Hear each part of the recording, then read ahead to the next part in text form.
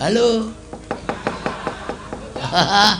Begawan Durna. Iya, aku sing tekan kene.